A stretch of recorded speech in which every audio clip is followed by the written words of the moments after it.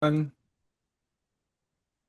and welcome to Confronting the Complex. This is Dr. Jamie Kunkle and Dr. Janell Payne here to talk to you today about some interesting subject matter that has come up for the both of us in the recent past. So I'm just going to dive right in. Happy 4th of July for those out there. Today's the 3rd of July actually, but pretty close to the 4th of July. So, have a good time and don't burn down the country or Oregon or wherever you are. So please don't, please, cool. Okay. So Janelle, how are you doing this morning? I'm doing quite well, much better than normal. I'm at lovely Wallowa Lake with the dog. You can see the river. The Oh my dog is gosh. playing in the river. I know. It's pretty special. And I for was the just most there. I was just there 2 weeks ago. I didn't tell you that, but I was. you were Yeah, here? I was. Yeah. I was here 2 weeks ago. Seriously? That's funny. We Yeah. might have almost crossed paths. Yeah. To go to the rodeo. No, I left right before the rodeo. That was I was only there for like 2 or 3 days during the week. It was right before the rodeo. Hey, that's really funny. All right. Well, I Beautiful. was Beautiful thinking, area. Yeah, beautiful.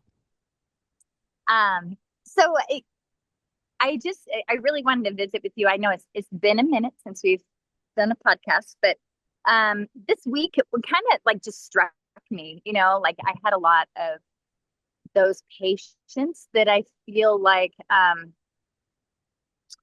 a hard time getting better, right? Or the patients that have lost hope. I think that that might be part of it as well. And I had this lovely conversation with a friend of a friend, and I didn't realize until later in the conversation that her daughter had PANDAS pans, and I was like, oh, like I treat that. Like, tell me about your experience. She wasn't like it was just a casual interaction, and she told me, and here I was thinking that maybe I have a nugget to help her with her daughter, right? So there was maybe a feeling of, I don't know the right word. Maybe you can fill it in, but like I had the feeling like, oh, I'd like to help, right? Like just kind of a place of innocence, maybe a little bit of place of self-righteousness, if I have to be honest. Like Yeah. I I'm really smart in this field. Like I'd like to really help. And she told me her daughter's story, starting from 11. I think she's been dealing with it 10, 11 years. She's now an adult. And it was heartbreaking because they've been through everything. Like, and when yes, did I hear some things that like are potential avenues, like little teasers in there that I'm like, oh, this should be pursued or this should be pursued. There's an avenue for wellness here, but they've been through all the brand, not all, I'm being dramatic. They've been to a lot of the brand name doctors. They've done a lot of the protocols. Mm. They've done the mold. They've done the chronic infections. They've done the genetic pieces. They've just done it, right? And the daughter is not better. And now she had moments of being better, and she did. Like there were a couple years where she was fairly symptom free when she relapsed. And it's one of those stories of heartbreak. And I had to do a lot of self-reflection when I heard this story because as I was listening, I was like, this family has been through the gamut of treatments. They've been to hell and back with their kid.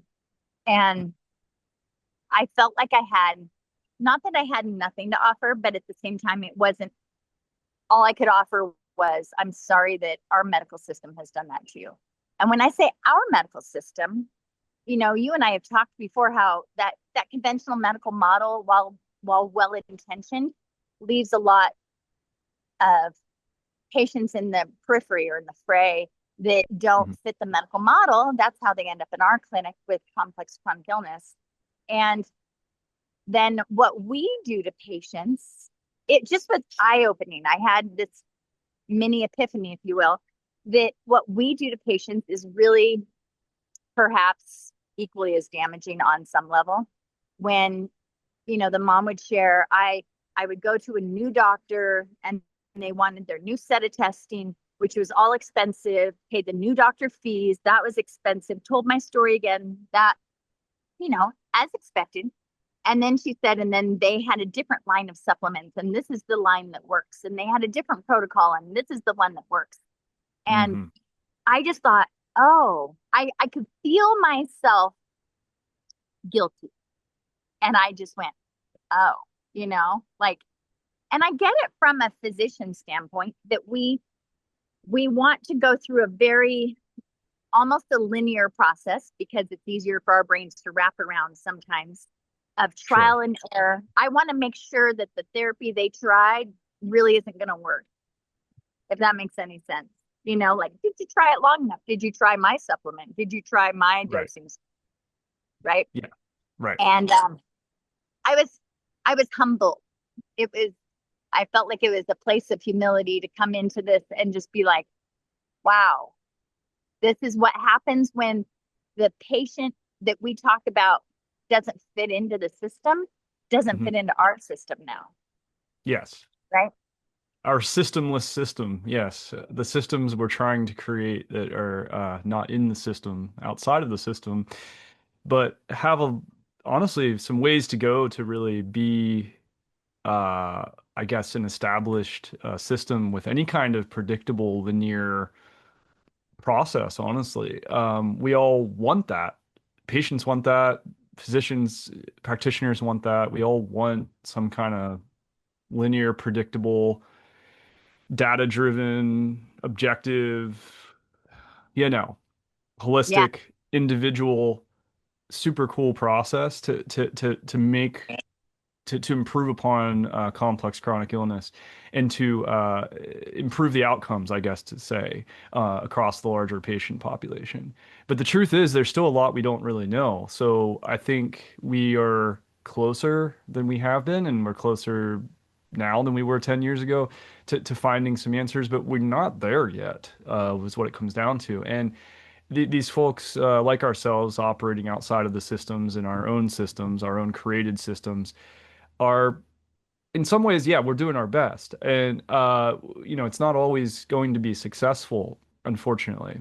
Um, at least not right now. I tell my patients sometimes I'm trying to maybe buy you some time until I can get you better answers.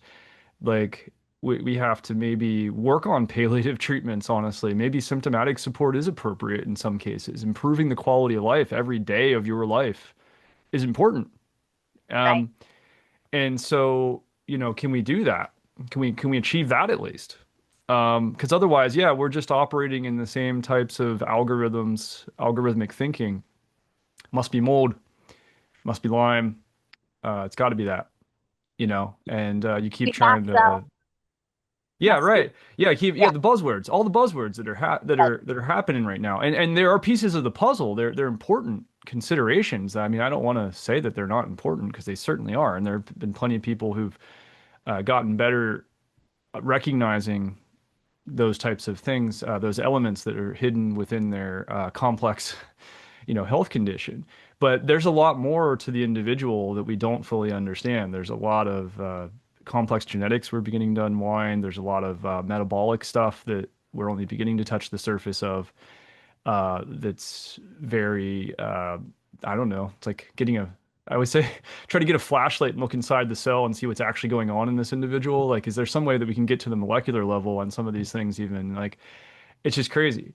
Um, and so, yeah, chronic fatigue world, that's always been a challenge in some ways to assure, like, can you get to pre-illness level or something like that for people? So, like, there's, realistic expectations, of course, but there's also just, us operating in systemless systems in business and some of the ethics that come up with that too. I can acknowledge are worth sort of having some concerns over too. So I'll let you respond. I I agree with all of that, and the ethics. You speak on that, and that's something that I've really been mulling around in my brain since that conversation when I didn't feel at the moment that it was appropriate that I have much to offer because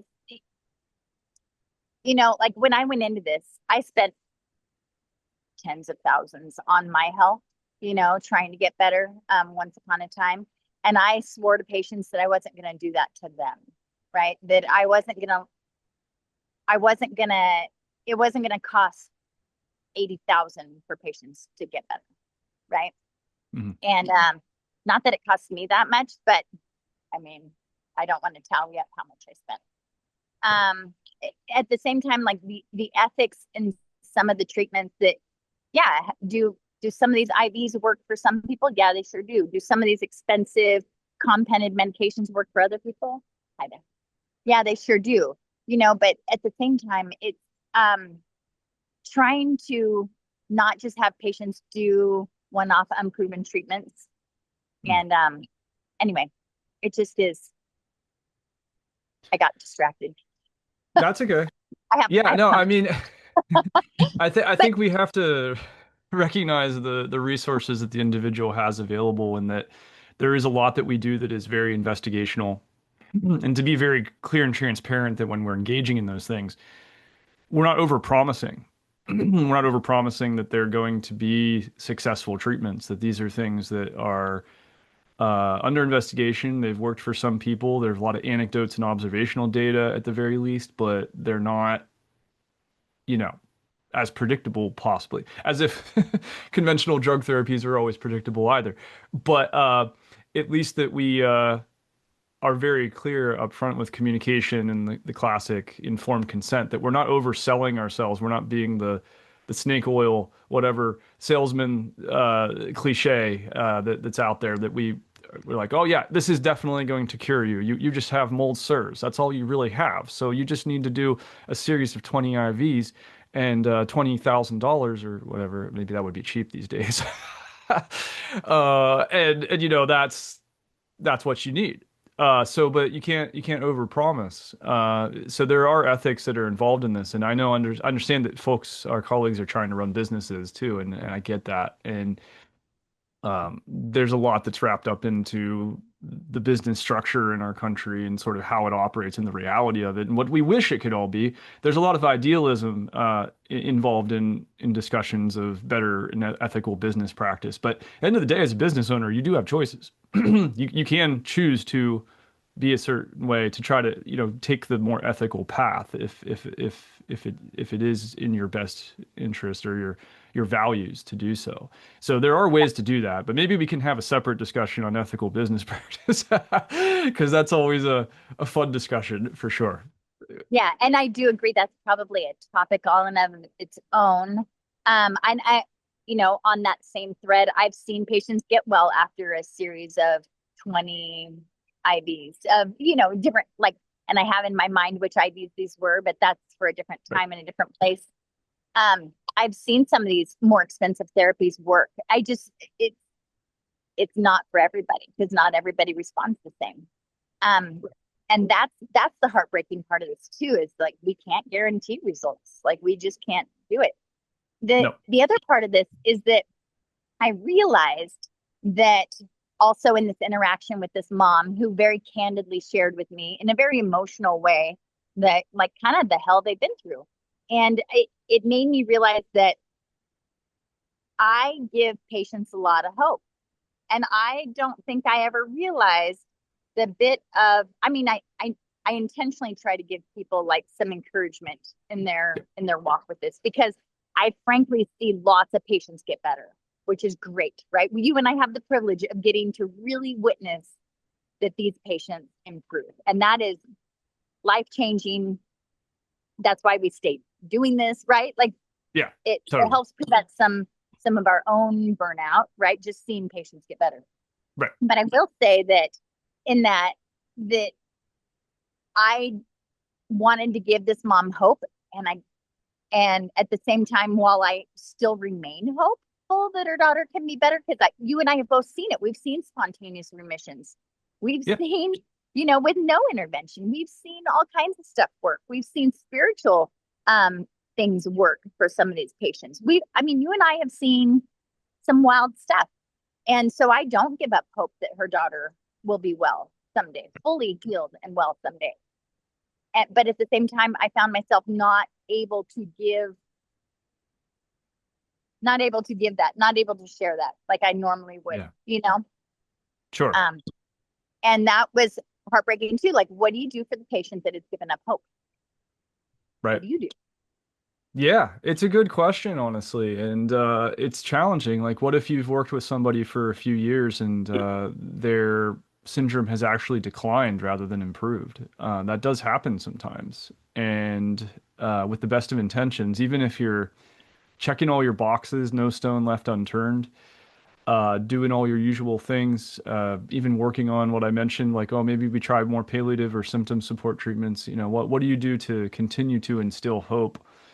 uh, despite that? Or how do you shift focus or shift gears in a way that can allow that person to find some sort of, I guess, peace with where they're at, what their condition is, what it means to them in their life. Gosh, that's a pretty heavy sort of thing to try to, I don't know. It's like, can you as an individual instill that into the person? I mean, you can try. But there's a lot that that person needs to kind of figure out too, sort of about, what are their realistic expectations, and so it's a two-way street, and it probably needs more people. It probably needs, sort of the family, the possibly the counselor or the spiritual leader or the whoever kind of together to kind of have that conversation collectively. I think as an individual, just as a practitioner, because you're just trying to like most of the time we do mental health stuff because inevitably it comes up, but we also are mostly trying to work on your physical, your physiologic health, like some of the chemical things that are happening, the physical things that are happening in your body. But there's a whole other element to these illnesses that they're very traumatic. They're very just difficult in so many ways to, especially if you know a life without the illness. That's extra hard. If you've always been sick, you don't know much different, and that's kind of the life that you've lived. It's not, maybe the most optimal life you could live, but you don't have a point of reference to know the difference. But if you've been not sick for 20 years of your life, let's just say, or even 10, why not? Uh, it's kind of a hard pill to swallow that there may be some level of less optimal, daily symptoms throughout, the rest of your life on some scale. So you have to balance the sort of realistic and very difficult conversation with, giving hope that there are very many brilliant minds out there that are trying to crack the codes for all these things and not to give up because yeah, you could maybe say, okay, let's just put you in a freaking time capsule or something. I was going to go freeze you for 10 years and then unfreeze you 10 years later. And it's possible that in 10 years we'll have more to do for you. And that's the best I can say sometimes is that, I don't don't give up. You can there will be answers eventually, but how can we improve the life that you have? Understanding that I'm not going to necessarily put you back to where you were 10 years ago. It's yeah, it's kind of the long and the Yeah. short of it. It's not an If easy answer though. Yeah. you mentioned the very thing that this mom said. She said, at this point, my daughter's been sick so long, she doesn't know what it's like to feel better, right? Yeah. And they're going through the process of disability, which, Yeah. like that's hard. Like Yeah. disability for a young 20 something, Right. it's um something that I used to have some judgment on, right? And now I feel like I have to like kind of uh, release some of that judgment on that, like, oh, well, if you're going on disability, you're giving up hope. It's like, well, yeah, they've been put through a lot of things, and maybe there is a temporary giving up of hope. They don't remember what it's like to feel well. Um, and on that, I do love when you're treating a patient, and then all of a sudden you kind of get them into this space where they have some glimpse of what it's like to feel well. Oh yeah. And Hmm. and what I learned from Dr. Mosiani, um, and he's been a mentor of mine for a long time, but he was like, let them sit in this space where they feel well for a little bit before you like layer in another therapy or increase the dose or anything Yeah. like that. Let them sit in that for a month or two, right? Which one would say it delays treatment, right? To like let them just sit in a spot if you get them in a good place. But I've really learned to embrace that. Like let them Yeah. Let them just feel good. Let them just be like, oh, you're back in school. You got a job. That's fantastic. You went to camp. You did this. Like you rode a Right. horse. You learned a skill. Like all these things that they were unmotivated or too sick to do previously. So it's like, great. Let them bathe in that for a minute, and then your next phase of treatment, which might kind of stir the pot or make them feel worse. We got to take our wins when we can get them sometimes, all of us. I Yeah. think improvement in especially improvement in primary symptoms or symptoms that are most concerning, certainly, or having a good day or having a good week, can be really meaningful. And it demonstrates too that the system is capable of some level of regulation, that there is hope there too. So we do have to kind of hold on to some of those things, and sometimes of course these things take time. They're never going to be quick anyway. But Yeah. if we can try to figure out how to find those set points within the treatment structure where we can get some gains, improve the daily life, quality life, and different symptoms and stuff like that. I do think we can instill more hope, and we can also buy more time, and we can also continue to try to be more calculated in how we're going to take the next step. And we don't have to rush it. We don't have to try to follow that linear path that we're not necessarily going to find for everybody as much as we want to. So, those things are interesting to consider for these syndromes. And I was going to say something else about what you commented on, but I forgot what I was going to say. So you can Okay. comment. Yeah. Well, on that, like I had a patient, it's been a few years ago now. He was pretty severe with PANDAS PANS. And it was great because we had a moment of time during that he functioned pretty high level. And Mm, I remember at the time it was short-lived initially, right? Like as treatments will be, right? But he got this short glimpse. And I remember just saying, having to remind the parents. And they didn't forget, but like we frequently came back to the spot of, look, this showed us the brain damage is not permanent. Like he had significant damage and with autoimmune encephalitis. And I said, this is our reminder that this damage was not permanent. right. And he's in there. We're gonna get him better. We they're gonna get him better. I'm I'm the just that information part of it, right? Right. Um anyway, but it was really like sometimes you have to hang on to those moments that you get glimpses of wellness. Like it's capable. If you did it then, we can get you back. I don't know how, Yeah. but we're There's not gonna always a clear answer, but it can not happen. always your answer. Sometimes it's like the choose your own adventure type thing. We Right. could do this, we could do that. This might flare, this might, and it's so nuanced. I feel like Yeah. sometimes my appointments are all like, well, we could do this, and these are the side effects, these are the benefits, we could do this, these are the side effects, these are the benefits. And anyway, Yeah. No, I on that love it. note, hanging on to glimpses of hope. And That's it. that's it. And And not sometimes it's the little things that can remind us of that we just have to kind of think of our short-term and long-term goals, I think collectively, and really be aligned from practitioner to patient to everything in between. And it's an ongoing conversation. And if you as a patient are feeling like you're not being heard in that way, or you're not aligned with your practitioner, I mean, first of all, just talk to them because communication is always the best. It's the foundation of any relationship after really.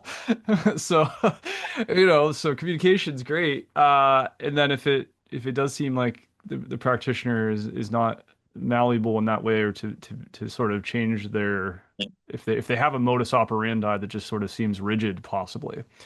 There are other folks out there that maybe you could see. So there is a possibility. And I'm not recommending just doctor flipping and hopping, but certainly Right. trying to find somebody that's willing to have kind of a real one-on-one with you on terms of these expectations and how you want to work together. And yeah, so it's possible to find that, but unfortunately there just aren't enough of us out there too. So there's that. The more of us that are out there available, the more you may be able to find, the best fit for you in terms of practitioner. And we could talk about that sometime too. Oh, I remember I wanted to comment on disability really fast because there's a lot of stigma around that. But I do think that it's been very helpful for a lot of my patients, especially the younger patients who've been largely taken care of by their parents for a long time. And it's been a game changer for some of them to have a little more in the way of independence, or to feel like they're supporting and not just being supported in different things with their family as well, and to have that access to those resources there. So it makes a very big difference, and I've seen it really be helpful for the treatment process. Because there's less stress and strain on the family financially, and the nervous system and everything else that kind of comes with it, guilt and feeling this and that. Once you get through all the bureaucracy, uh, it's actually, it settles out, is often being very supportive for these chronically ill folks. I think, for the most part, the folks that need it anyway.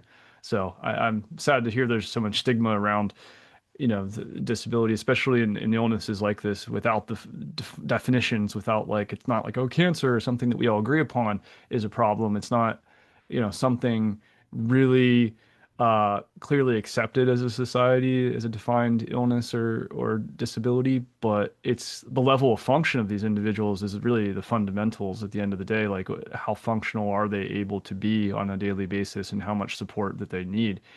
And it doesn't matter what the diagnosis is. It matters what their relative level of function is. And if we can create easements and support them as a society in these ways, I mean, I think that's what that stuff was made for to some degree. It's like, get get all the politics out of it when you can, like, and just the fundamentals of this. Does this person's level of function low? Do they need support? So anyway, I just wanted to comment on disability. I'm a supporter of that for my patient population when it's appropriate. Yeah. And I'm glad you did comment on that, because the stigma that I have against disability is that sometimes the patients have a hard time coming off of disability, right? And like, I don't Yeah, want them to fair. see themselves as disabled. And my dog is accosting somebody now, so Oh, nice. I might have to go. Yeah, just a nice fisherman that would like to come fish, and my dog is greeting him. He seems okay with it. I'm sorry, I'm that person at the campground that my dog is greeting No, no leash. somebody. Sorry, Charlie, come here. Okay, I think this is my exit. That's okay. I think it's a good time to exit. I think we kind of wrapped it, kind of did our full circle. So thank you everybody for listening today. This is Confronting the Complex. I'm Dr. Jamie Kunkle, and this is Janell Payne. Janell, enjoy the beautiful Wallowa Mountains. I am blown away by that region, and I'll have to talk to you about it sometime again. Glad you got to see it. And happy 4th, Jamie. Happy 4th to you. Take All care. right. Thank you. Bye. Bye. Thank you for listening to our podcast, Confronting the Complex, with Dr. Janell Payne and Dr. Jamie Kunkle. As a reminder, the views, thoughts, and opinions expressed by Dr. Jamie Kunkle are solely his own and do not reflect the views, policies, or positions of Gordon Medical Associates or its affiliates. Any content, discussions, or advice shared on this podcast are independent of Gordon Medical Associates and should not be interpreted as a representation of Gordon Medical Associates. Gordon Medical Associates does not endorse or take responsibility for any statements or viewpoints expressed in this podcast. Thank you, and I'll see you next time.